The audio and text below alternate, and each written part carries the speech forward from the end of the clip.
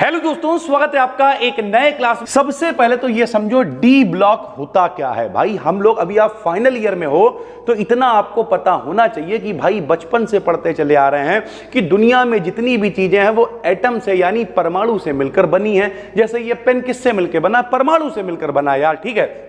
और जो परमाणु का नया मॉडल आया उसमें बताया गया कि भैया परमाणु के बीचों बीच में तो न्यूक्लियस होता है यानी नाभिक होता है, ठीक भाई। और इसके चारों तरफ इलेक्ट्रॉनों के पाए जाने की संभावना होती है।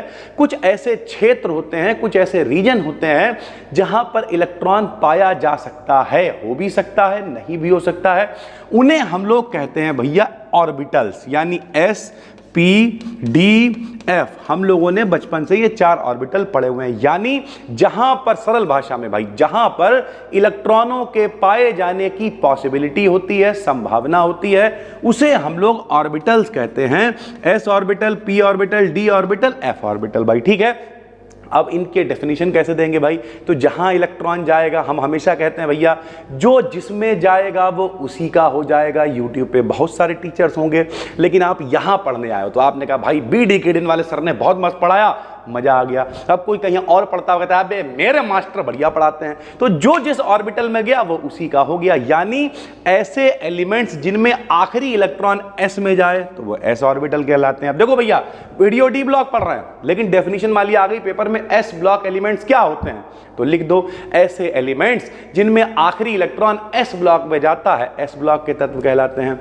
ऐसे एलिमेंट जिसमें आखिरी इलेक्ट्रॉन पी ऑर्बिटल में जाता है, पी ब्लॉक के तत्व कहलाते हैं। तो फिर डी में भी यही लिखेंगे भाई। क्या लिखा हमने?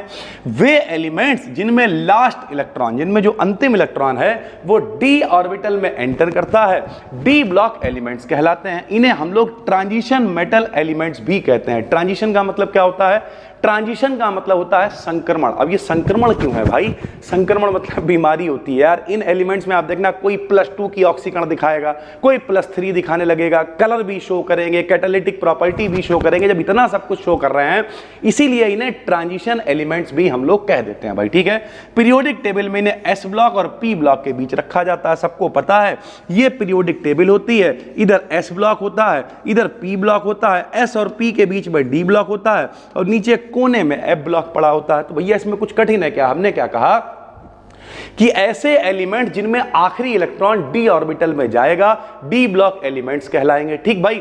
आवर्त सारणी में इन्हें कहां रखा गया? पीरियोडिक टेबल में एस और पी के बीच में रखा गया भाई, ठीक। इन्हें ट्रांजिशन एलिमेंट्स भी हम लोग कहते हैं। अब हम लोग इनके बारे में लिखेंगे, समझो भैया। अब ये पेपर में लॉन्ग में आया, समझना भाई। पेपर में लॉन्ग में अगर ये 25 नंबर में आया है तो कम से कम यार 5 हेडिंग तो डालोगे ना, 3 से 4 पन्ने तो लिखोगे ना।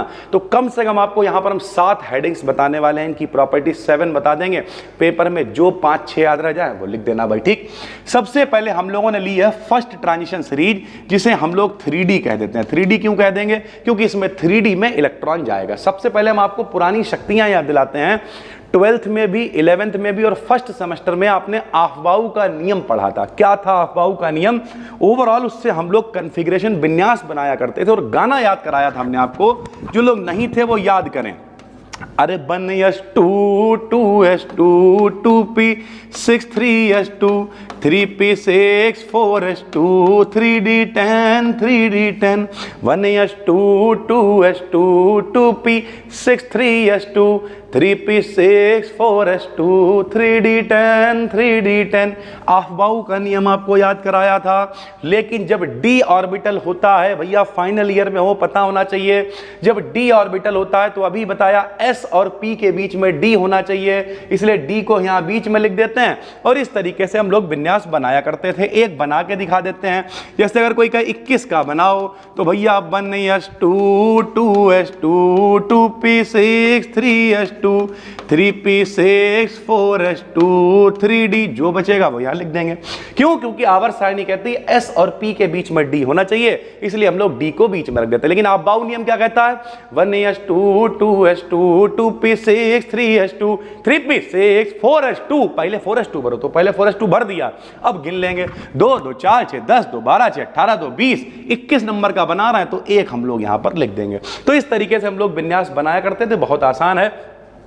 ऐसे ही 22 का हम लोग बना लेंगे, 3D में 2 हो जाएंगे, 23 में 3D में 3 हो जाएंगे, 24 में 4 हो जाएंगे, 25 में 5 हो जाएंगे, 26 में 6, 27 में 7, 28 में 8, 29 में 9 और 30 में 10 हो जाएंगे। 2 के अल्टरनेट भी बनते थे, आपको याद आ रहा होगा, आपके मास्टरों ने कही होगी, क्रोमियम और कॉपर अपवाद होते हैं। अब कद्दू अपवाद अपवाद कुछ नहीं होता। यहां देखो भैया होता क्या, एक आदमी था हुंड ने कहा अगर किसी के पास पूरे पूरे इलेक्ट्रॉन होंगे या आधे इलेक्ट्रॉन होंगे तो वो ज्यादा स्थायी होगा। यहां 3D में कितने दिखाई दे रहे हैं, 4। डी में ज्यादा से ज्यादा 10 इलेक्ट्रॉन आ सकते हैं, डी में ज्यादा से ज्यादा 10 इलेक्ट्रॉन आ सकते हैं। तो अगर हम एक इलेक्ट्रॉन यहां से यहां ला दें तो 4 और 1 कितना हो जाएगा, 5, और यहां कितना रह जाएगा, 1। तो भैया हुंड ने कहा किसी के पास पूरे हों या आधे हों तो ज्यादा स्थायी है, इस वजह से एक इलेक्ट्रॉन यहां भेज देते हैं, 3D में 5 हो जाता है, 4s में 1 हो जाता है। एस में कितने इलेक्ट्रॉन आ सकते हैं, इसमें 2 ही आ सकते हैं। तो पहले 2 थे, अब अगर आधा एक चला भी गया तब भी आधा तो है ही, एक तो है ही, तो इस तरीके से इसका विन्यास ऐसे भी बन जाता है। ऐसे ही 29 नंबर में क्या है, देखो यहां पे 3D 9 है, अगर एक इलेक्ट्रॉन यहां से यहां चला जाए तो 9 और 1 कितना हो जाएगा, 10 हो जाएगा, 4s में 1 हो जाएगा, ज्यादा स्थायी हो जाएगा। तो ये इनके अल्टरनेट ऐसे करके कॉन्फ़िगरेशन भी हम लोग बनाते हैं भाई, ठीक है। तो सबसे पहले हम लोगों ने क्या पढ़ा, इलेक्ट्रॉनिक कॉन्फ़िगरेशन, आराम से लिख लोगे। अच्छा ये जो एलिमेंट्स हैं इन्हें जानते हो भैया, हम हमेशा 9th क्लास में बच्चों से कहते हैं, किसी 9th क्लास के बच्चे को पकड़ के आज रील भी डालेंगे, देखना वो सुना देगा 1 से 30 तक। Scandium, titanium, vanadium, chromium, manganese, iron, cobalt, निकल, कॉपर, जिंक। कमेंट में बताना कितने लोगों को आता है भाई, ठीक है। दूसरा है कैटालिटिक प्रॉपर्टी। भैया कैटालिटिक प्रॉपर्टी क्या होती है, कैटालिटिक प्रॉपर्टी मतलब नेता, जीजा मौसा टाइप लोग बोले आओ जरा बैठो आके तुम्हारी बारात के बारे में तुम्हें बताएं कि तुम बारात नहीं करोगे तो तुम्हारा ये हो जाएगा वो हो जाएगा, बारात करा के तुम्हें फंसा दिया, अब तुम भुगतो, अपने आप चले गए। समझ गए, जीजा मौसा टाइप लोग, नेता टाइप लोग। डी ब्लॉक के पास होता क्या है, खाली ऑर्बिटल है, डी में 10 आ सकते हैं और किसी में 1 है, किसी में 2 है, तो खाली जगह होती है। जब इनके पास खाली जगह होती है, डी ऑर्बिटल खाली होते हैं, तो कहते हैं आओ जरा बैठो आके, खाली जगह बैठो आके हमारे यहाँ थोड़ा बैठ के चर्चा करते हैं, और उत्प्रेरक गुण यानी रिएक्शंस को करा देते हैं। वो लोग जो रिएक्शन में पार्टिसिपेट नहीं करते हैं लेकिन रिएक्शन के वेग को बढ़ा देंगे, घटा देंगे, वो कैटालिटिक प्रॉपर्टी कहलाती है। तो ये सबसे अधिक कैटालिटिक प्रॉपर्टी शो करते हैं। जैसे एक रिएक्शन लिख दी हमने, CH2 double bond CH2 nickel की उपस्थिति में बना रहा है एथेन, तो निकिल क्या है, डी ब्लॉक है भाई, ठीक है। SO2 ने O2 से क्रिया करी, प्लेटिनम की उपस्थिति में बना रहा है, प्लेटिनम क्या है, डी ब्लॉक है भाई। यानी ओवरऑल बात करें तो हमने लिख दिया इनके पास वैकेंट डी ऑर्बिटल्स होने के कारण, डी ऑर्बिटल खाली होने के कारण फ्री बैलेंसेस एक्टिव सेंटर इनके पास होते हैं। एक्टिव सेंटर मतलब भाई खाली जगह, चटिया लगाने की जगह, तथा ये आसानी से जुड़कर कैटालिटिक प्रॉपर्टी शो करते हैं। जैसे जिंक में आपने देखा 3D10 है, तो जिंक के पास 10 होते हैं, कैडमियम के पास 10 होते हैं, Hg के पास 10 होते हैं, डी ऑर्बिटल पूरे भरे होते हैं, इस कारण ये कैटालिटिक प्रॉपर्टी शो नहीं करते हैं। जो संतुष्ट है, जो पूरा भरा हुआ है, वो नपोर में नहीं पड़ता है। कौन पड़ेगा, कौन कलेश में पड़ेगा, जिसके पास नहीं होगा भैया, ठीक है। इंटरस्टिशियल कंपाउंड फॉर्मेशन सबको पता है, आजकल चारों तरफ इंटरस्टिशियल कंपाउंड ही चल रहा है। आपने देखा होगा सबको दूसरे के ब्लॉग चैनल वाले इतने वायरल क्यों हो रहे हैं, सबको इंटरस्टिशियल कंपाउंड बनाना है, सबको दूसरे के घर में घुस के देखना है कि क्या हो रहा है, यही तो है। जब ये भैया डी ब्लॉक वाले एलिमेंट्स आपस में जुड़ते हैं तो बीच में खाली जगह रह जाती है जहां दूसरे लोग घुस जाते हैं, उसे इंटरस्टिशियल कंपाउंड कहते हैं। जब किसी ट्रांजिशन मेटल एटम का, समझो जब कोई डी ब्लॉक वाला एटम साइज बहुत ज्यादा होता है तब इनके क्रिस्टल लैटिस में बहुत अधिक गैप हो जाता है, जिससे इन गैप में छोटे छोटे atom carbon, hydrogen, nitrogen, oxygen आकर फिट हो जाते हैं। इन्हें इंटरस्टिशियल कंपाउंड कहते हैं। कार्बन फिट होगा तो ये कह देंगे मेटल कार्बाइड बन गया, हाइड्रोजन फिट होगा कह देंगे हाइड्राइड बन गया, ऑक्सीजन फिट होगा कह देंगे ऑक्साइड बन गया, नाइट्रोजन फिट होगा कह देंगे नाइट्राइड बन गया। जैसे ये देखो भैया, ये बड़े बड़े जो दिख रहे हैं ये मेटल आइटम है, बीच में पिद्दी पिद्दी से लोग घुस गए, जो क्या है, इंटरस्टिशियल गैप है, खाली जगह है जिसमें नाइट्रोजन, कार्बन, ऑक्सीजन ये सब आकर फिट हो जाएगा भैया, ठीक है। मेटल्स को carbon, hydrogen, boron, nitrogen, oxygen के साथ लो टेम्परेचर पर खाली गर्म कर दो, जो डी ब्लॉक है कार्बन आर्बन के संग में खाली गर्म कर दो, आराम से भैया इंटरस्टिशियल कंपाउंड बन जाते हैं। प्रॉपर्टी की बात करें तो अनुपात निश्चित नहीं होता कि कौन कितना घुला हुआ है, मेटल और एलिमेंट के बीच कोई स्पेशल बॉन्ड नहीं बनता है, मेटल की सरफेस पर एक चमक बनी रहती है भैया, ठीक है। चौथा पॉइंट बात करें तो ऑक्सीडेशन स्टेट। ऑक्सीडेशन स्टेट क्या होता है, जो जितने इलेक्ट्रॉन देता है या लेता है वही ऑक्सीकरण संख्या है भैया। यहां देखो फाइनल ईयर में हो यार, जैसे हम कहें स्कैंडियम ट्रिपल पॉजिटिव, इसका मतलब इन्होंने किसी को 3 इलेक्ट्रॉन दे रखे हैं। जैसे हम कहें क्लोरीन निगेटिव, मतलब किसी से 1 इलेक्ट्रॉन ले रखा है, इन्होंने 3 दे रखे हैं तो इनकी ऑक्सीकरण संख्या +3 है, इन्होंने 1 ले रखा है तो ऑक्सीकरण संख्या -1 है। यानी ओवरऑल बात करें तो ऑक्सीकरण संख्या का मतलब कौन कितने इलेक्ट्रॉन देता है या लेता है। तो ये लोग वेरिएबल ऑक्सीकरण संख्या प्रदर्शित करेंगे। ये देखो सभी transition metals variable oxidation state show करते हैं। जैसे अगर FeCl2 की बात करें तो 2 Cl के ऊपर 2 माइनस, तो इनके ऊपर 2 प्लस होंगे, यानी इसकी ऑक्सीकरण संख्या कितनी है, +2 है। FeCl3 कर दोगे तो ऑक्सीकरण संख्या कितनी है, +3, और दोनों ही बनते हैं। इसका मतलब इसमें +2 ऑक्सीकरण है, इसमें +3 ऑक्सीकरण है, यानी वेरिएबल ऑक्सीकरण संख्या प्रदर्शित करते हैं। स्कैंडियम का नंबर कितना होता है, 21 में से अगर ये 3 दे देगा तो कितने बचेंगे, 18, और 18 नंबर आर्गन होता है। समझो भैया, helium, neon, argon, krypton, xenon, radon, ये सब अक्रिय होते हैं, बाबा होते हैं। कौशल लुईस ने कहा जिसके पास भी 8 इलेक्ट्रॉन होंगे बाहरी कोश में, वो इलेक्ट्रॉन ना लेगा ना देगा। आर्गन का विन्यास होता है 18, बनता है 2 8 8, बाहर 8 है, ये लेते देते नहीं है भैया। तो स्कैंडियम 21 इलेक्ट्रॉन है, ये भी जुगाड़ में है, 3 इलेक्ट्रॉन दे दें, 18 बना के बैठेंगे आराम से स्कैंडियम के ऊपर। इसलिए स्कैंडियम केवल +3 देता है। बोले हमें बाबा बनना है, मैं इलेक्ट्रॉन 18 करना है और नौटंकीबाजी नहीं पढ़ पाएंगे, इस वजह से स्कैंडियम केवल +3 ऑक्सीकरण संख्या प्रदर्शित करता है। ये देखो आर्गन का 18, ये 1, ये 2, 2 3 दे दिया, 0 0 हो गया, 18 का विन्यास बन गया। ऐसे ही जो जिंक है केवल +2 दिखाएगा, क्योंकि जिंक का विन्यास क्या है, 3D10 4s2, डी पूरे 10 भरे हुए आखिरी में, तो ये बाहर वाले 2 दे देगा, केवल +2 दिखाएगा, बाकी कोई भी लेना देना नहीं होगा भैया इसे। ठीक है, कलर की बात करें तो जितने भी डी ब्लॉक वाले हैं लगभग सारे के सारे कलर दिखाते हैं। क्यों? क्योंकि डी ऑर्बिटल आंशिक रूप से भरे होते हैं भैया। ठीक है, जैसे scandium triple positive D0 configuration है। D0 समझ रहे हो भैया क्या, कि भैया अभी हमने आपको विन्यास बनाया कि स्कैंडियम का विन्यास क्या था, बताओ 21 number, 1s2 2s2 2p6 3s2 3p6 4s2 3d1, इधर उधर लिख लो, कोई फर्क नहीं पड़ता है। ये N+L के नियम से सही है, वो आवर्त सारणी के हिसाब से सही है। भैया जरा ध्यान से समझो, 21 हैं, जब ये 3 दान करेगा तो 1 ये चला जाएगा, 2 ये चले जाएंगे। क्या इनके पास कोई डी बचा? नहीं बचा, तो ये D0 कॉन्फ़िगरेशन है, इसलिए कलरलेस है, कोई कलर नहीं, क्योंकि डी है ही नहीं इनके पास। ठीक, टाइटेनियम में 1 इलेक्ट्रॉन बचता है 3 प्लस देने के बाद, तो ये पर्पल दिखाता है। वेनेडियम ट्रिपल पॉजिटिव भैया ग्रीन कलर दिखाता है। क्रोमियम ट्रिपल पॉजिटिव बैगनी कलर दिखाता है। तो इस तरीके से जितने भी डी ऑर्बिटल्स होते हैं, वो ब्लॉक के एलिमेंट्स होते हैं, सारे के सारे कलर शो करते हैं। मैग्नेटिक प्रॉपर्टी की बात करें तो अभी हमने आपको बताया कि जैसे डी ऑर्बिटल है उसके अंदर इलेक्ट्रॉन होगा। इलेक्ट्रॉन 2 तरीके से घूमता है, एक तो वो अपनी जगह पे घूमता है, एक्सिस पे, जैसे पृथ्वी घूमती है, एक तो अपनी एक्सिस पे घूमता है, दूसरा नाभिक के चारों तरफ घूमता है, न्यूक्लियस के चारों तरफ भी घूमता है, जैसे पृथ्वी भी घूमती है सूर्य के चारों तरफ।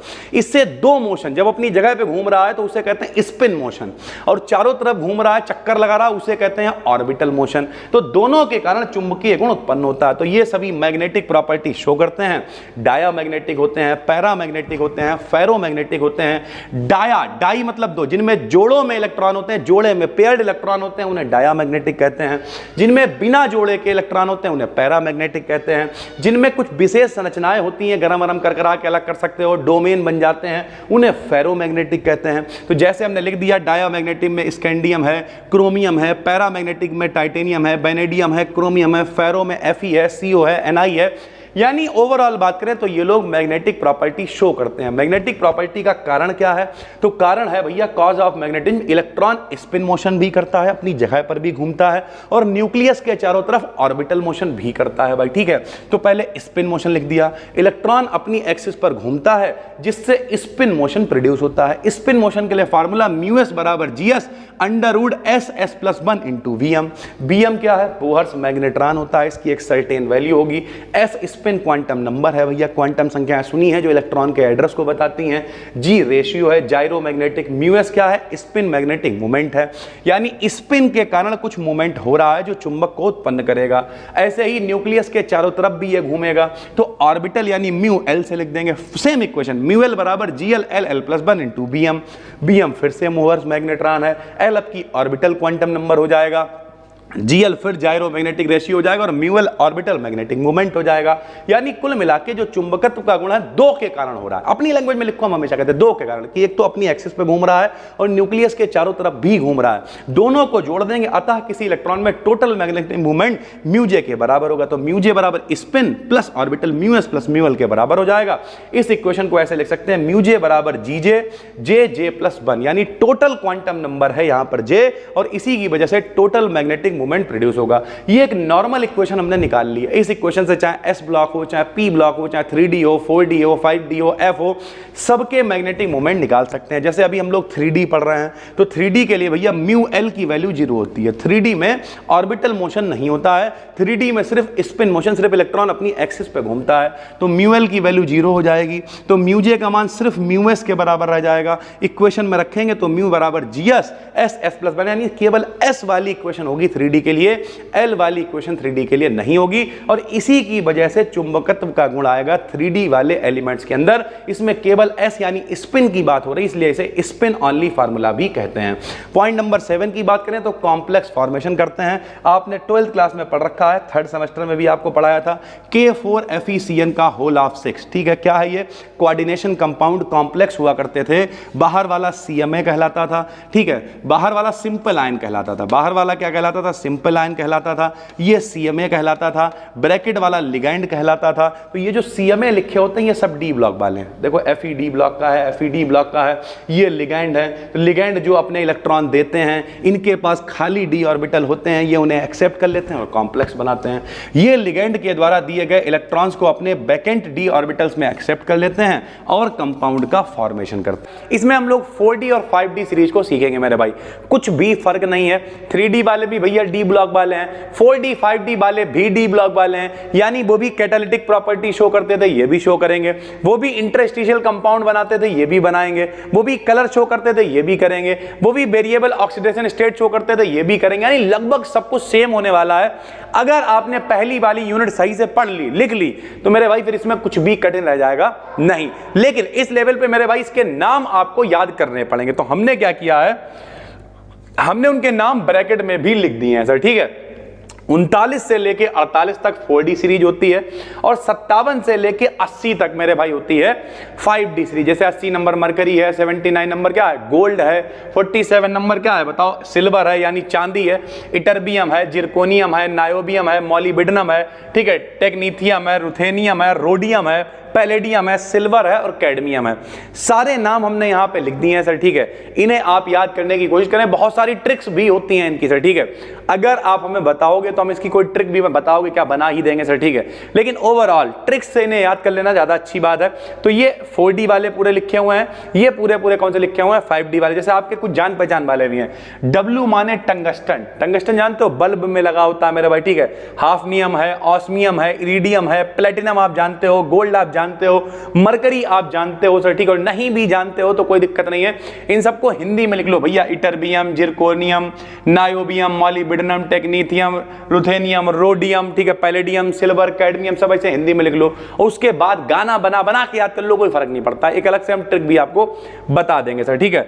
अब क्या देखो, सबसे पहले, अब ये बिल्कुल सेम चलने वाला है। सबसे पहले हम लोग क्या करेंगे, इसका इलेक्ट्रॉनिक कॉन्फ़िगरेशन हमने 3D में भी बनाया था, इलेक्ट्रॉनिक विन्यास, इसमें भी बनाएंगे भैया इलेक्ट्रॉनिक कॉन्फ़िगरेशन। तो देखो इनका उसमें क्या चलता था बताओ? स्कैंडियम, टाइटेनियम, वैनेडियम, उसके पड़ोस में 18 नंबर आर्गन आता था। आर्गन एक अक्रिय गैस होती है। Helium, neon, argon, krypton, krypton का नंबर 36 होता है। तो जितने भी भैया 4D वाले हैं वो 39 से शुरू हैं, तो इसे पड़ोस में क्रिप्टन मिल जाएगा। तो हम विन्यास को बना लेंगे क्रिप्टन की फॉर्म में, ताकि मेरे भाई इतना लंबा विन्यास हमें ना ढोना पड़े। जैसे आप कोई कहे 39 का बनाओ, तो 36 नंबर तो क्रिप्टन ही हो गया। उसके बाद 4D15S2, बात खत्म हो गई। 40 नंबर में बनाओ तो भैया 36 तो क्रिप्टन होगा, 36 और 2 38 और 2 40 हो गए। तो इस तरीके से हम लोग क्रिप्टन की फॉर्म में बना देंगे कि भैया यहां तक तो क्रिप्टन अक्रिय गैस हो जाती है। इतने इनके पास फालतू है कि 4D में 1 है, 5S में 2 है मेरे भाई। इस तरीके का ये सिनेरियो रहेगा सर, ठीक। तो ये पूरा विन्यास बना दिया, जिसमें से देखो PD, AG, CD, इनका क्या है देखो 4D10, 4D10, 4D10, इनके पास कंप्लीटली फिल्ड पूरा कॉन्फ़िगरेशन है।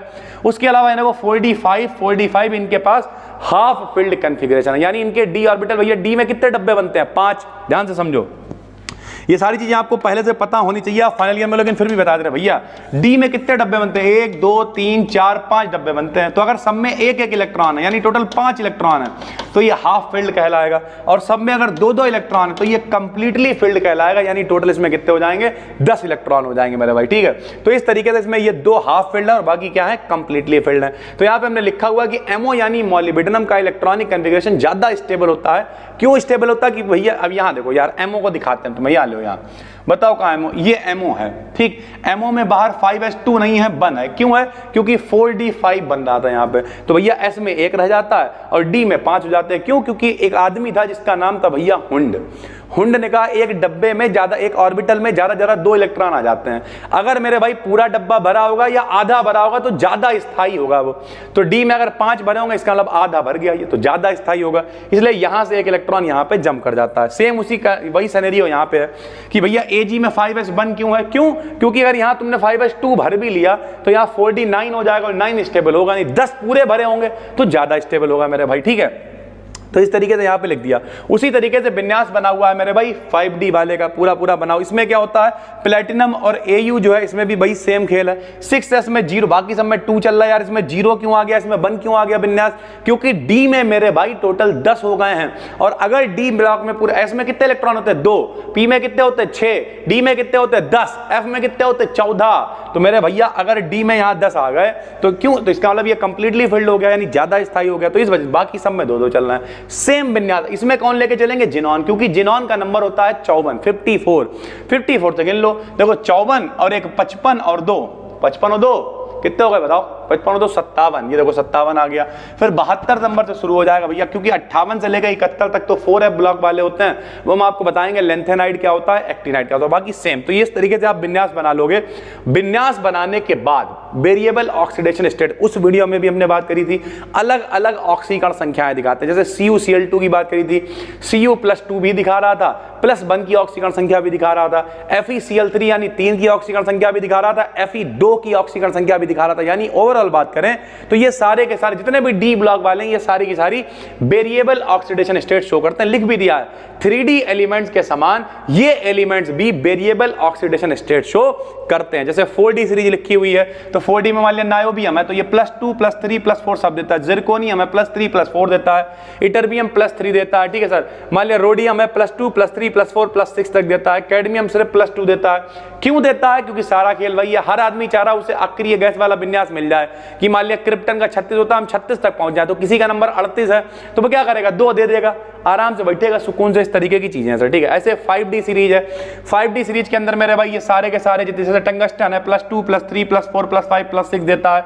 ऑस्मियम है +8 तक की दे देता है मेरे भाई, इरिडियम है +6 तक देता है। तो इसे केवल आपको एक बार देख लेना बैठ के, एक चीज और याद रखना कि मान लिया हम इतना नहीं लिख सकते हैं तो जरूरी नहीं सब लिखो बैठ के, कॉन्फ़िगरेशन आप बना लो, ठीक है। उसके बाद अगर आपको लग रहा है आप सब नहीं लिख पाओगे कोई दिक्कत नहीं है, कुछ लिख दो। जैसे गोल्ड है AU लिख सकते हो, AuCl3 भी बना लेता है, +1 भी नॉर्मल कंडीशन में देते हो, AU +1 भी देता है +3 भी देता है, प्लेटिनम जान पहचान वाला नाम याद रहेगा। तो कुछ की ऑक्सीकरण संख्या दिखा सकते हो कि भैया वेरिएबल ऑक्सीडेशन स्टेट शो करता है, कुछ की दिखा दी जैसे AU ये दिखाता है, जैसे हम लोगों ने 3D में लिखी थी Cu भैया +1 भी दिखाता है +2 भी दिखाता है। तो जरूरी नहीं है ये सब लिखो। ये हम आपको क्यों दे रहे हैं, क्योंकि मेरे भाई यहां पर हम आपको डिटेल में समझा रहे हैं ताकि अगर आप कहीं पे पढ़ाई करो कुछ करो तो कम से कम मेरे भाई ये नौबत ना आए कि हमने तो पढ़ाई नहीं है, हम तो इंपॉर्टेंट पढ़ के चले गए। नहीं, प्रॉपर नोट्स बनाओ, सारी चीजें डिटेलिंग करो ताकि मेरे भाई आप अच्छे नंबर ला पाओ, प्लस किसी को पढ़ाने की नौबत आ पाए तो पढ़ा पाओ कि हम जो है उस क्लास में पढ़ते थे। हालांकि आप फाइनल ईयर में हो, आपको बहुत कुछ आता होगा पहले से, लेकिन फिर भी हम कोशिश करते हैं छोटी छोटी डिटेलिंग करने की। तो मन लगा के पढ़ोगे तो फिर पूरी मौज काट दोगे भाई, ठीक है। उसके बाद कलर मोस्ट इंपॉर्टेंट, उसमें भी हमने कलर बताया था, इसमें भी। तो थ्योरी आप वहीं से लिख लोगे, थ्योरी ऑफ कलर लिखी वही है। 3D एलिमेंट के समान 4D और 5D एलिमेंट्स भी कलर शो करते हैं, और सबको पता है ये कैसे कलर शो करते हैं। हमने आपको बताया था कि भैया प्रकाश आता है, बिल्कुल एग्जांपल दिया था इस पेन का, प्रकाश आएगा, कुछ इसके द्वारा ऑब्जर्व हो जाएगा, कुछ इससे टकरा के वापस आएगा, वो हमारी आंख की रेटिना तक पहुंचेगा, रेटिना पे हमें फिर वस्तु दिखाई देगी, यही सारी चीजें थी ना। तो थ्योरी ऑफ कलर बिल्कुल वैसे ही लिखी हुई है, सेम PDF लगी हुई है मेरे भाई, ठीक है। कलर्ड ऑब्जेक्ट है, व्हाइट लाइट पड़ेगी, प्रकाश हमारी लाइट पड़ेगी वस्तु पे, यहां से हमारी आंख की रेटिना तक पहुंचेगा। हमें कैसे दिखाई देती है कोई भी वस्तु भाई, मान लिया ये पंखा हम देख रहे हैं तो इस पंखे पे प्रकाश पड़ रहा है, वो प्रकाश टकरा के हमारी आंखों तक आ रहा है, हमारी आंख की रेटिना पे पहुंच रहा है, वहां पे उल्टा प्रतिबिंब बनता है, सबको पता है। मस्तिष्क की तंत्रिकाओं के द्वारा वो हमें सीधा दिखाई दिखाई दे जाता है। तो यानी इस तरीके से हमें पूरा सिस्टम दिखाई देता है। आपने सुना होगा हाइगेंस नाम का एक आदमी था 12th में, तो उसने कहा था हाइगेंस की तरंगिकाओं का सिद्धांत है कि प्रकाश तरंगों के रूप में चलता है, वस्तु से पड़ता है, टकराता है, आंख की रेटिना तक आता है। अलग अलग रंग के प्रकाश के लिए तरंगिकाएं अलग अलग होती हैं, तो हम लोग रंग का पहचान कर पाते हैं कि भैया ये येलो है, ये ब्लैक है, ये ब्लू है, ठीक है, ये रेड है। अलग अलग कलर हम लोग तभी पहचान पाते हैं क्योंकि अलग अलग कलर के लिए तरंगिकाएं भी, यानी जो अलग अलग वेवलेंथ की तरंगें चलती हैं, इस तरीके की चीजें होती हैं, ठीक है। फिर इंटरस्टिशियल कंपाउंड उसमें भी था, इसमें भी है। इंटरस्टिशियल कंपाउंड क्या होता है भैया, कुछ छोटे छोटे, जैसे कार्बन फिट हो जाता था, कार्बाइड बन जाता था, हाइड्रोजन तो हाइड्राइड बन जाता था, ठीक है, नाइट्रोजन तो नाइट्राइड बन जाता था, ऑक्सीजन तो ऑक्साइड बन जाता था। तो इस तरीके से छोटे छोटे कंपाउंड जो खाली जगह होती है एटम साइज में पर्याप्त रूप से लार्ज होता है, तब इनके क्रिस्टल में बीच में खाली जगह यानी गैप प्रोड्यूस हो जाता है, जिसमें छोटे छोटे मॉलिक्यूल, बिल्कुल वही लिखा हुआ मेरे भाई, कार्बन, हाइड्रोजन, नाइट्रोजन, ऑक्सीजन आकर फिट हो जाते। तो ये मत डरना कि यार सर जी ने दूसरी पहली वाली वीडियो आधे घंटे में बताई, दूसरी वाली 20 मिनट में चले गए। मेरे भाई सेम है, आपको पढ़ना ही नहीं है, हेडिंग ही सेम है भाई। इंटरस्टिशियल कंपाउंड वैसे ही बनाना, चित्र भी वही बनाओ, सब कुछ वही करो यार।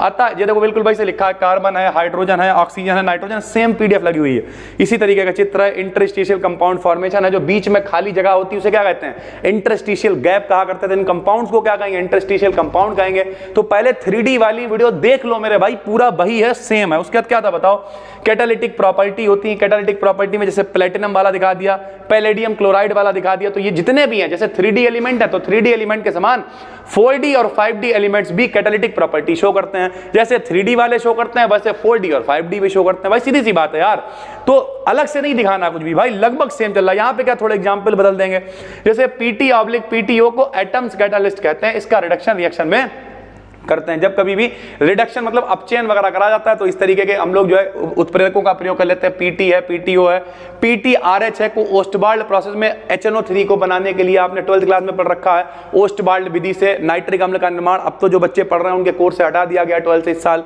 लेकिन पहले आपने पढ़ा हुआ ओस्टबाल्ड विधि, सीएसएच विधि, संपर्क विधि से है, और पता नहीं कौन कौन सी विधि थी, हैवर विधि, ये सारी विधि आपने पढ़ी, डीकन विधि।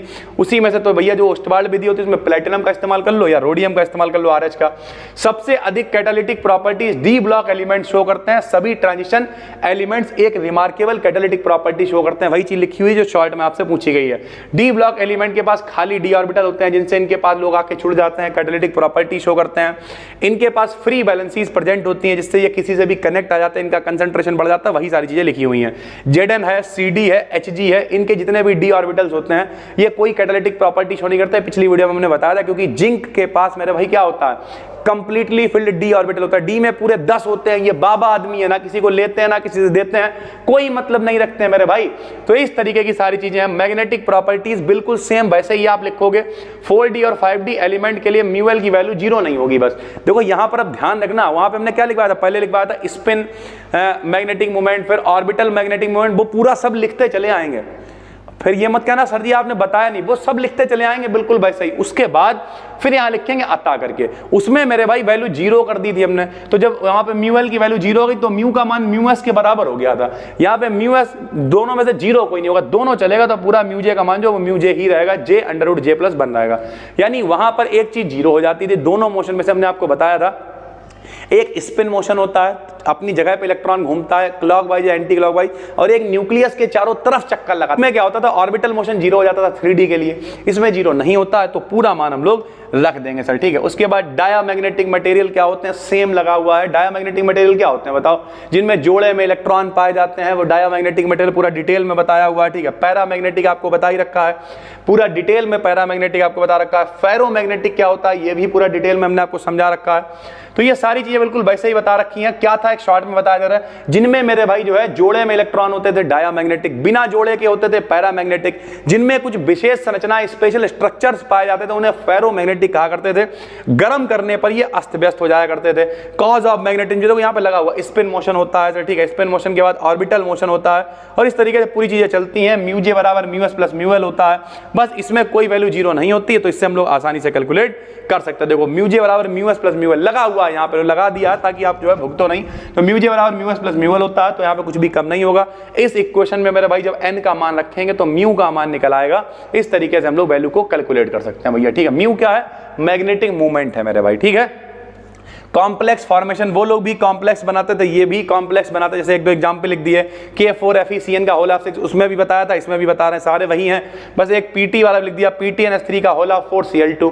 तो ये सारे के सारे कॉम्प्लेक्स यानी कोऑर्डिनेशन कंपाउंड भी बनाते हैं मेरे भाई। यानी ये पूरी लगभग सेम PDF है, बस आपको यहाँ पे करना क्या है, यहाँ पे जो नाम है ना, टर्बियम, जिरकोनियम, नायोबियम, ये सारे के सारे नाम आपको याद करने हैं, सिर्फ नाम ही याद करने हैं, बाकी विन्यास बनने के बाद सब कुछ सेम है। वो भी ऑक्सीडेशन स्टेट दिखाते हैं वेरिएबल, ये भी दिखाते हैं, वो भी कलर शो करते हैं, ये भी शो करते हैं, वो भी इंटरस्टिशियल कंपाउंड का फॉर्मेशन करते हैं, ये भी इंटरस्टिशियल कंपाउंड का फॉर्मेशन करते हैं। जो जिसमें जाएगा वो उसी का हो जाएगा। क्या मतलब, यानी जिनमें आखिरी इलेक्ट्रॉन S ब्लॉक में जाता है वो S ब्लॉक एलिमेंट कहलाते हैं। फाइनल ईयर में हो इतना तो समझोगे भैया, ठीक है।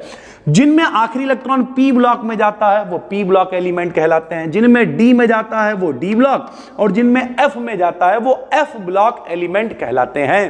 भैया सर जी ये SPDF होता क्या है? तो भाई देखो बहुत सारे एलिमेंट्स हैं, सोना है, चांदी है, हाइड्रोजन है, हीलियम है, सोडियम है, पोटेशियम है, 118 टोटल एलिमेंट हैं। उन्हें कैसे पढ़ोगे?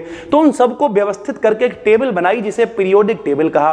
पीरियोडिक टेबल को 4 ब्लॉक में बांटा गया, S P D F। इधर होता है S ब्लॉक, इधर होता है P ब्लॉक, S और P के बीच में होता है D ब्लॉक, और नीचे कोने में पड़ा होता है F ब्लॉक भैया, ठीक है। तो ये जो हम लोग पढ़ने जा रहे हैं ये F ब्लॉक एलिमेंट्स है भाई, ठीक। तो हमने क्या लिखा, वे एलिमेंट्स जिनमें अंतिम इलेक्ट्रॉन F ब्लॉक में प्रवेश करता है, एंटर करता है, F ब्लॉक एलिमेंट्स कहलाते हैं। पीरियोडिक टेबल में इन्हें बॉटम पर रखा गया यानी नीचे की तरफ रखा गया है। 14 एलिमेंट्स की 2 सीरीज है भैया, समझो जरा। ये S ब्लॉक है, ये P ब्लॉक है, S और P के बीच में D ब्लॉक है, और नीचे की तरफ F ब्लॉक है, ठीक है। F ब्लॉक में 2 सीरीज है मेरे भाई, 14 एलिमेंट्स इसमें हैं और 14 एलिमेंट्स इसमें हैं। इसे हम लोग 4F सीरीज कहते हैं, इसे हम लोग 5F सीरीज कहते हैं। 4F वाले को लेंथेनाइड कहते हैं, 5F वाले को एक्टिनाइड कहते हैं भाई, ठीक है। D ब्लॉक वाले जो हमने वीडियो बनाई थी उसमें सब कुछ डिटेल में बताया था, यहां पर भी आपको बताते हुए चलना है, समझो भैया। तो 14 एलिमेंट्स की सीरीज है भैया, एक लेंथेनाइड है, एक एक्टिनाइड है, ठीक है। सबसे पहले इनका कॉन्फ़िगरेशन बनाया भैया, देखो जरा, ये है लेंथेनाइड। लेंथेनाइड का मतलब 4F सीरीज है, तो 4F सीरीज में इसे याद करने की आपको जुगाड़ भी बता देंगे। लेंथेनाइड में जो 4F सीरीज है वो 58 नंबर सीरियम से स्टार्ट होती है, 58 से जस्ट पहले होता है La, ठीक है। इस La के नीचे वाले ही सारे हैं जितने भी भैया 4F वाले हैं। देखो 2 सीरीज हैं, 4F और 5F। जो 4F वाली सीरीज है वो पूरे La के नीचे है भाई, ठीक है, इस वजह से इसे लेंथेनाइड कहते हैं। ऐसे ही जो 5F वाली सीरीज है वो AC के नीचे है, 89 नंबर के नीचे है, इसलिए उसे एक्टिनाइड सीरीज कहते हैं। तो हमने यहाँ पे नाम भी लिख दिए हैं, जैसे 58 नंबर सीरियम होता है, ठीक है। सीरियम का विन्यास कैसे बनाते हैं? तो सीरियम का विन्यास हम लोग बनाते हैं XE, समझना भैया जरा। XE मतलब जिनॉन, जिनॉन का नंबर होता है 54। जब बहुत बड़ा हम लोग कॉन्फ़िगरेशन बना रहे होते हैं तो इतना लंबा 1s2 2s2 ये सब नहीं बनाएंगे, वरना भैया लिखते लिखते दुखी हो जाएंगे। तो उसके पड़ोस वाली, उससे पीछे वाली जो इनर्ट गैस होती है, अक्रिय गैस होती है, उसके टर्म में बना देते हैं। तो जिनॉन का नंबर कितना है?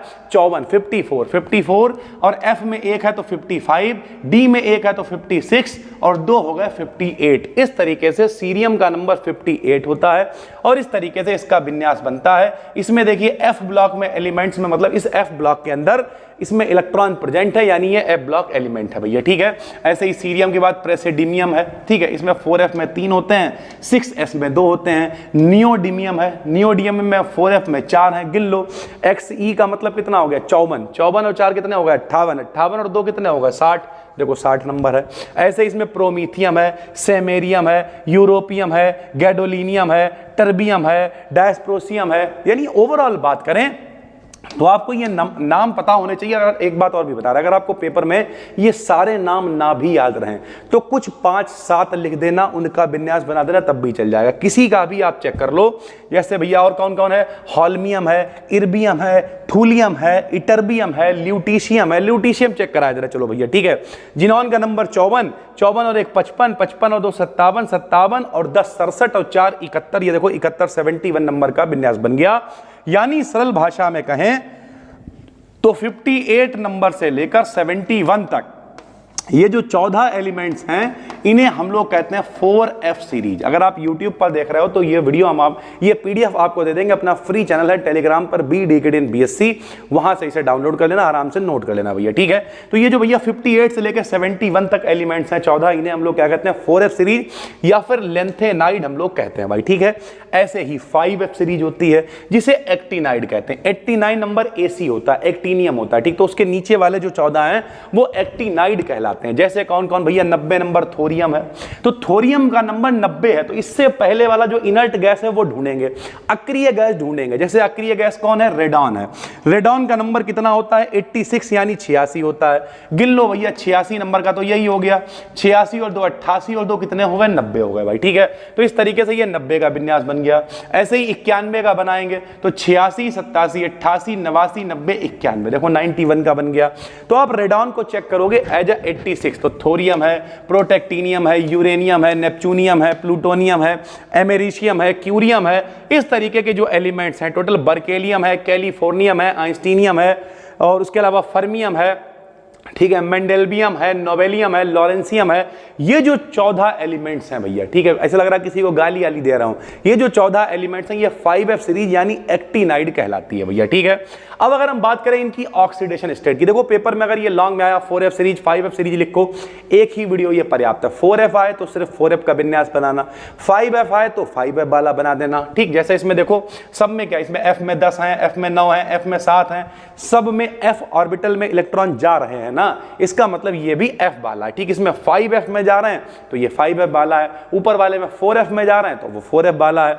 अब जरा ध्यान से देखोगे तो 4F 5F तो 14 है, लेकिन यहाँ 7p1 है, 7s2 है, तो ये चाहे तो अपना बाहर वाला 1 इलेक्ट्रॉन दे सकता है, चाहे तो 2 और 1 3 इलेक्ट्रॉन दे सकता है। इस चक्कर में ये सारे के सारे परिवर्ती ऑक्सीकरण संख्या प्रदर्शित करते हैं, यानी 1 ऑक्सीकरण भी दे देते हैं, 2 भी दे देते हैं, 3 भी दे देते हैं। तो हमने लिख दिया ये सभी परिवर्ती ऑक्सीकरण संख्या शो करते हैं। जैसे सीरियम ट्रिपल पॉजिटिव दिखाता है, टर्बियम 4 पॉजिटिव दिखाता है, सीरियम 4 पॉजिटिव भी दिखा देता है, थोरियम ट्रिपल भी दिखाता है, 4 भी दिखाता है, यूरेनियम 3 भी दिखाता है, 4 भी दिखाता है। तो ये सारे के सारे क्या हैं, परिवर्ती ऑक्सीकरण संख्या प्रदर्शित करते हैं। उसके बाद मैग्नेटिक प्रॉपर्टी हमने आपको डी ऑर्बिटल वाली जो वीडियो थी पूरा समझा दिया था कि भैया जो मैग्नेटिक सब्सटेंस होते हैं 3 प्रकार के होते हैं। कौन कौन से होते हैं, सबसे पहले डाया मैग्नेटिक होता है। डाया मतलब जोड़े में, तो जिनमें जोड़े में इलेक्ट्रॉन पाए जाते हैं उन्हें डाया मैग्नेटिक कहते हैं, ठीक है। जिनमें बिना जोड़े के इलेक्ट्रॉन पाए जाते हैं उन्हें पैरा मैग्नेटिक कहते हैं। और जिनमें कुछ विशेष संरचनाएं पाई जाती हैं जिन्हें हम लोग डोमेन कहते हैं, कुछ विशेष प्रकार की संरचनाएं, भैया थोड़ा बहुत गरम आरम कर लिया, टेम्परेचर में चेंज किया, प्रेशर में चेंज किया, कुछ विशेष संरचनाएं अगर बन जाती हैं तो उन्हें हम लोग फेरोमैग्नेटिज्म कहते हैं। और यही हमने यहां पे तीनों लिखा हुआ है। बताओ क्या लिखा हुआ है, बे मटेरियल जिनमें पेयर्ड इलेक्ट्रॉन यानी जोड़े में इलेक्ट्रॉन होते हैं तथा इन्हें मैग्नेटिक फील्ड में रखने पर ये वीकली रिपेल होते हैं, दूर जाते हैं मैग्नेटिक फील्ड में रखने पर, तो डायामैग्नेटिक होते हैं। पैरामैग्नेटिक क्या होते हैं, जिनमें अनपेयर्ड यानी बिना जोड़े के इलेक्ट्रॉन होते हैं, इन्हें किसी मैग्नेटिक फील्ड में रखने पर ये अट्रैक्ट होते हैं, पहले वाले दूर जाते हैं, दूसरे वाले पास आते हैं। तीसरे क्या है, फेरोमैग्नेटिक हैं, बे मटेरियल जिनमें कुछ स्पेशल शेप के डोमेन, कुछ विशेष आकृतियां डोमेन प्रेजेंट होते हैं, इन्हें जब मैग्नेटिक फील्ड में रखते हैं तो ये तेजी से अट्रैक्ट होते हैं, ये क्या कहलाते हैं। देखो भैया 3 बताया हमने, डाया मतलब जोड़े में, ठीक, पैरा मतलब बिना जोड़े में, और फेरो का मतलब जिसमें विशेष आकृतियां पाई जाएं उन्हें फेरोमैग्नेटिक कहेंगे, और इन आकृतियों को हम लोग डोमेन कहेंगे भाई, ठीक है। कारण क्या है ये भी हमने उस वीडियो में बताया था, एक बार फिर से बता देते हैं। जब भी कभी इलेक्ट्रॉन होता है, ध्यान से समझो, उस वीडियो में हमने बहुत डिटेल में बताया हुआ, फिर भी बताते सुनो। जो इलेक्ट्रॉन होता है वो न्यूक्लियस के चारों तरफ चक्कर लगाता है, जैसे पृथ्वी सूर्य के चारों तरफ चक्कर लगाती है। तो पृथ्वी 2 तरीके से घूमती है, एक तो पृथ्वी सूर्य के चारों तरफ घूमती है और एक अपनी एक्सिस पे घूमती है। एक तो हम नॉर्मल ऐसे चक्कर लगाने लगे और एक हम ऐसे घूम घूम के चक्कर लगाए, तो 2 मोशन होते हैं। जो चारों तरफ घूम रही है कक्षाओं में उसे ऑर्बिटल मोशन कहते हैं, और जो अपनी ही जगह पर घूम रही है उसे स्पिन मोशन कहते हैं। दोनों के कारण ही मैग्नेटिक मूवमेंट प्रोड्यूस होता है, ये हम आपको बता चुके हैं। तो हमने क्या लिखा, मैग्नेटिक जो फील्ड होती है, मैग्नेटिज्म जो होता है वो इलेक्ट्रॉन के स्पिन मोशन और ऑर्बिटल मोशन के कारण होता है। स्पिन और ऑर्बिटल दोनों मोशन के कारण होता है। पहला क्या होता है, स्पिन मोशन, इलेक्ट्रॉन अपनी एक्सिस पे घूमता रहता है। डी ब्लॉक वाली वीडियो भी जरूर देखना, हम ये नहीं कह रहे कि वो देखो भैया हकीकत ये उसमें भी बहुत खुल के बताया, इसमें हम आपको थोड़ा सा तेज बता रहे हैं, थोड़ा टाइम भी बचेगा और आपको सीखने को भी मिलेगा। तो आप डी ब्लॉक वाली वीडियो भी जरूर देखना, और नहीं भी देखिए तो छोड़ो यार, इलेक्ट्रॉन अपनी एक्सिस पे घूम रहा है ना, तो इस वजह से क्या होगा भैया, स्पिन मोशन होगा। ठीक, स्पिन मोशन होगा तो इसके लिए इक्वेशन होती है μs बराबर gs under root S S plus 1 into bm। हमने आपको बताया था bm क्या है, बोर्स मैग्नेट्रॉन है, s स्पिन क्वांटम नंबर है, gs जाइरो मैग्नेटिक रेशियो है, और म्यू क्या है, स्पिन मैग्नेटिक मोमेंट है भैया। ठीक, तो अगर स्पिन मोशन होगा तो उसके मैग्नेटिक मोमेंट को इस इक्वेशन से हम लोग कैलकुलेट कर लेंगे भाई। ठीक है, हमने आपको बताया था इसमें जो बीएम है वो बोहर्स मैग्नेट्रॉन होता है, और एक बोहर्स मैग्नेट्रॉन की वैल्यू होती है EH अपान 4πmc, जिसमें भैया E क्या है, इलेक्ट्रॉन का आवेश है, H क्या है, प्लांक्स कांस्टेंट है, M क्या है, इलेक्ट्रॉन का द्रव्यमान है, C क्या है, वेलोसिटी ऑफ लाइट यानी प्रकाश की चाल है। तो एक तो इलेक्ट्रॉन अपनी एक्सिस पे घूम रहा है, दूसरा वो चारों तरफ भी चक्कर लगाता है, उसे ऑर्बिटल मोशन कहते हैं। तो यहां पे क्या लिखा है, इलेक्ट्रॉन न्यूक्लियस के चारों ओर भी चक्कर लगाता है, जिससे ऑर्बिटल मैग्नेटिक मोमेंट प्रोड्यूस होता है। इसे हम लोग किससे कैलकुलेट करेंगे, ऑर्बिटल, तो L से लिखेंगे। तो इसकी इक्वेशन भाई सेम है, वहां म्यू एस था या म्यू एल कर दिया, जी एस था जी एल कर दिया, under root S S plus 1 था या एल एल प्लस 1 कर दिया, बी एम वैसे ही रहेगा। ठीक है, तो म्यू एल क्या है, आपकी ऑर्बिटल मैग्नेटिक मोमेंट हो जाएगा, जी एल क्या है, जाइरो मैग्नेटिक रेशियो है, एल क्या है, ऑर्बिटल क्वांटम नंबर है, बी एम क्या है, फिर एक बार बोहर्स मैग्नेट्रॉन है। तो टोटल भैया जो मैग्नेटिक मोमेंट निकलेगा वो दोनों की वजह से निकलेगा, स्पिन प्लस ऑर्बिटल, तो दोनों को जोड़ देंगे तो जो हो जाएगा भैया म्यू जे बराबर mu S plus mu L. ठीक, म्यू जे क्या है, टोटल है, म्यू एस क्या है, स्पिन वाला है, म्यू एल क्या है, ऑर्बिटल वाला, दोनों को जोड़ा तो टोटल बन गया भैया। ठीक है, जीएस की वैल्यू 2.003 और जीएल की वैल्यू 1.0 इस तरीके से होती है भैया। ठीक है, सॉल्व करते हैं तो भैया जो नई इक्वेशन बनेगी वो क्या बनेगी, सबको मिला दिया तो म्यू जे हो गया, तो यहां भी जी जे हो जाएगा, अंडर रूट जे जे प्लस 1 इंटू में बीएम हो जाएगा। ठीक है, इस इक्वेशन की हेल्प से चाहे एस ब्लॉक हो, चाहे पी ब्लॉक हो, चाहे डी ब्लॉक हो, चाहे एफ ब्लॉक एलिमेंट हो, सभी की मैग्नेटिक प्रॉपर्टी, मैग्नेटिक मोमेंट को हम लोग कैलकुलेट कर सकते हैं। यहां पर हम लोग बात कर रहे हैं 4f वाले की, तो जब 4f की बात करें तो परंतु 4f एलिमेंट के केस में लिगेंड के अप्रोच करने पर ऑर्बिटल मोशन नहीं रुकता, यानी इसमें दोनों मोशन होते रहेंगे।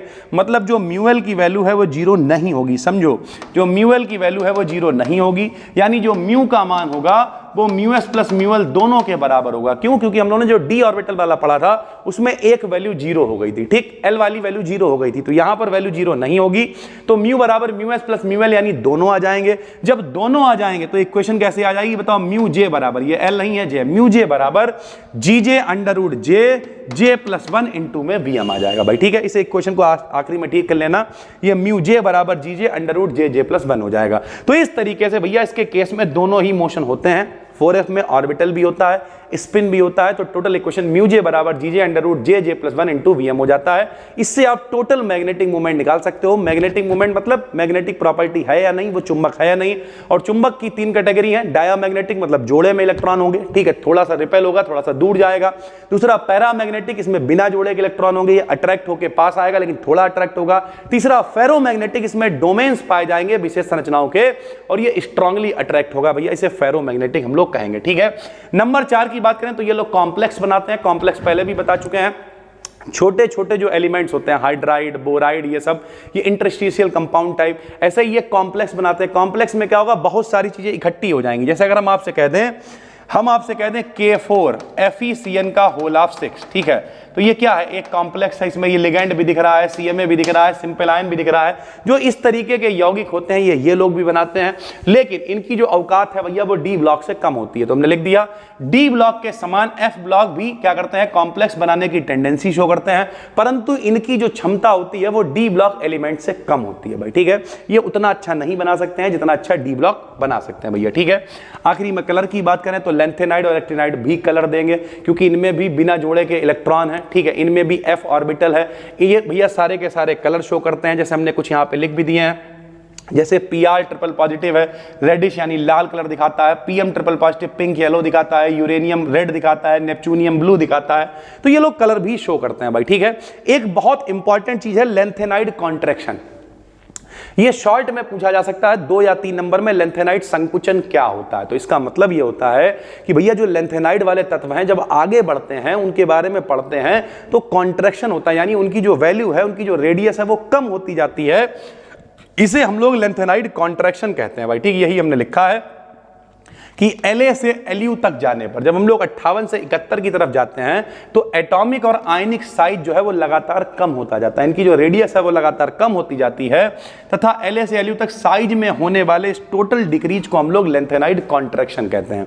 तो लेंथेनाइड कॉन्ट्रैक्शन क्या होता है भैया, लगातार जो साइज है वो कम होता चला जाता है, इसे लेंथेनाइड कॉन्ट्रैक्शन कहते हैं। जैसे अगर La की रेडियस देखो तो 1.69 है, सीरियम से स्टार्ट है, सीरियम की देखो तो 1.65 है, लेकिन जब आप Lu की तरफ पहुंच जाओगे तो वो रह जाती है सिर्फ 1.56। इसका मतलब क्या है, इसका मतलब इसकी वैल्यू लगातार कम होती चली जा रही है, और जो वैल्यू कम हो रही है उसे कहते हैं कॉन्ट्रैक्शन, इस वजह से ये कहलाता है लेंथेनाइड कॉन्ट्रैक्शन। अब ये अगर 2 नंबर में आएगा या 3 नंबर में आएगा तो सिर्फ इतनी सी 4 लाइनों की डेफिनेशन लिखाओगे तो मजा नहीं आएगा कि लेंथेनाइड कॉन्ट्रैक्शन हो क्यों रहा है, कि जब नंबर बढ़ता जा रहा है कि भैया हम लोग 58 से 71 पे पहुंच गए तो फिर साइज कम क्यों हो रहा है। तो साइज कम नहीं हो रहा है, लेकिन रियलिटी है जितना होना चाहिए उतना नहीं हो रहा है। तो क्यों होता है ऐसा, जरा समझो भैया। ऐसा इसलिए होता है जब हम La से Lu तक जाते हैं तो जाहिर सी बात है, जरा समझो भैया, जैसे हाइड्रोजन का नंबर 1 है, ठीक, तो इसमें 1 इलेक्ट्रॉन होगा और 1 ही इसमें प्रोटॉन होगा, ठीक है, यानी जितना जिसका नंबर होता है उतने ही उसमें प्रोटॉन होते हैं। तो जब हम लोग कभी 58 के करीब होंगे तो इसमें प्रोटॉन कितने होंगे, 58 ही होंगे, लेकिन जब हम लोग जाएंगे 71 के करीब तो इसमें प्रोटॉन कितने हो जाएंगे, 71, यानी प्रोटॉन के ऊपर 71 लोग हैं, 71 लोग मिलकर प्रोटॉन के ऊपर क्या होता है, प्लस, और जो बाहर इलेक्ट्रॉन घूम रहा होगा उसके ऊपर क्या होगा, माइनस। तो यहां ज्यादा इलेक्ट्रॉन, ज्यादा प्रोटॉन है, इनकी ताकत ज्यादा है, तो ये लोग मिलकर क्या करते हैं, इलेक्ट्रॉन को अपनी तरफ खींच लेते हैं। जब खींचते हैं तो साइज कम हो जाता है। यही लिखा है कि La से Lu तक जाने पर इलेक्ट्रॉन्स की फिलिंग होती है, यानी इलेक्ट्रॉन बढ़ेंगे, ठीक, इलेक्ट्रॉन बढ़ेंगे, प्रोटॉन भी बढ़ेंगे। प्रोटॉन जब बढ़ेंगे तो एटॉमिक साइज बढ़ने पर न्यूक्लियर चार्ज बढ़ता जाता है, यानी प्रोटॉन के ऊपर आवेश बढ़ता जा रहा है, जो न्यूक्लियस में चार्ज है वो बढ़ता जा रहा है, और जब वो बढ़ेगा तो चार्ज बढ़ने से ये इलेक्ट्रॉन बाहर वाले इलेक्ट्रॉनों को अपनी तरफ कस के खींचेगा तो थोड़ी सी वैल्यू क्या हो जाएगी, कम हो जाएगी। इसी को हम लोग लेंथेनाइड कॉन्ट्रैक्शन कहते हैं। तो अगर पेपर में लेंथेनाइड कॉन्ट्रैक्शन आ जाए तो लिख देना भैया, La से Lu तक जाने पर radius, ionic radius, atomic radius, ये सब कम होती जाती है। इस वजह से ही हम लोग क्या कहते हैं, इसे लेंथेनाइड कॉन्ट्रैक्शन कहते हैं। एक आध उदाहरण बता देना जैसे हमने आपको बताया था, और फिर एक्सप्लेन भी कर देना कि भैया जब साइज बढ़ेगा, तो जब साइज बढ़ेगा तो मतलब क्या है, उसमें नंबर बढ़ रहा है, नंबर बढ़ेगा तो यानी प्रोटॉनों की संख्या बढ़ेगी, प्रोटॉनों की संख्या बढ़ेगी, न्यूक्लियस यानी नाभिक के ऊपर प्लस ज्यादा हो जाएगा, और जब प्लस ज्यादा हो जाएगा तो वो माइनस वाले को कस के अपनी तरफ खींचेगा, और जब वो कस के खींचेगा तो इसे ही हम लोग कहेंगे भैया लेंथेनाइड कॉन्ट्रैक्शन, यानी कमी हो गई। उम्मीद करते हैं पूरा समझ में आ गया होगा। एफ ब्लॉक भी पेपर के लिए इंपॉर्टेंट है, डी ज्यादा इंपॉर्टेंट है, एफ भी इंपॉर्टेंट है।